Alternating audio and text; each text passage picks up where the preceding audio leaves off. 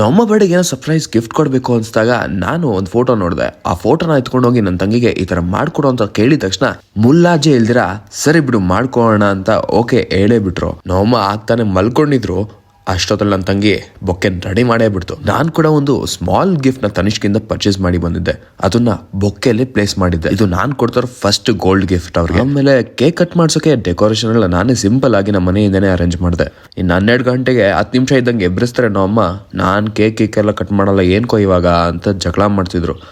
ಬರ್ಲೇಬೇಕಮ್ಮ ಅಂತ ನಾನು ಬಲವಂತ ಮಾಡಿ ಹೇಳ್ಕೊಂಡು ಬಂದೆ. ಅಷ್ಟೊತ್ತಲ್ಲಿ ಎಲ್ಲ ಅರೇಂಜ್ಮೆಂಟ್ಸ್ ಕೂಡ ಆಗಿತ್ತು. 10 ನಿಮಿಷದಲ್ಲಿ ರೆಡಿ ಮಾಡಿಸಿ ನನ್ನ ತಂಗಿ ಕಣ್ಮುಚ್ಚಿ ಕಳ್ಕೊಬಾ ಅಂದ ತಕ್ಷಣ ನನ್ನ ತಂಗಿ ಕರ್ಕೊಂಡು ಬರ್ತು ನಮ್ಮ ಬರ್ರಿ ಮುಂದೆ ಬರಲಿ. 3, 2, 1 ಹ್ಯಾಪಿ ಬರ್ಡೇ. ನಮ್ಮಮ್ಮ ಫಸ್ಟೇ ಚಾಕ್ಲೇಟ್ ಲವರು. ನಮ್ಮಮ್ಮ ಚಾಕ್ಲೇಟ್ಸ್ ನೋಡಿ ದಿಗ್ಭ್ರಮೆ ಆಗಿದ್ರು ಹೊರತು ನಾನು ತಂದೆದು ಗೋಲ್ಡ್ ಗಿಫ್ಟ್ ನೋಡೇ ಇರಲಿಲ್ಲ. ಆಮೇಲೆ ನಾನೇ ತೋರಿಸ್ದೆ.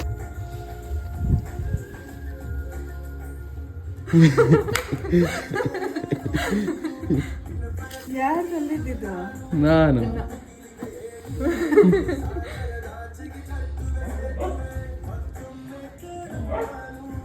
ಇದಕ್ಕಂತ ದುಡ್ಡೇನಿಲ್ವಾ? ನಾನೇನು ಬಡವ.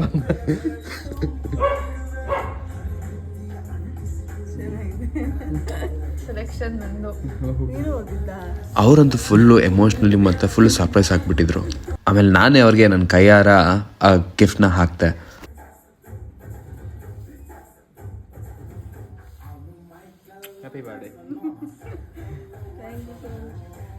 ಆಮೇಲೆ ಕೇಕ್ ಕಟ್ಟಿಂಗು ಎಲ್ಲ ಕೇಕ್ ತಿಂದು ಮಲಗೋ ಅಷ್ಟರಲ್ಲಿ ನೈಟ್ 1-1:30 ಆಗ್ಬಿಟ್ಟಿತ್ತು. ಇಷ್ಟು ವರ್ಷ ನಮ್ಮ ಬರ್ಡೆಗೆ ಅವ್ರು ಸರ್ಪ್ರೈಸ್ ಮಾಡ್ತಿದ್ರು.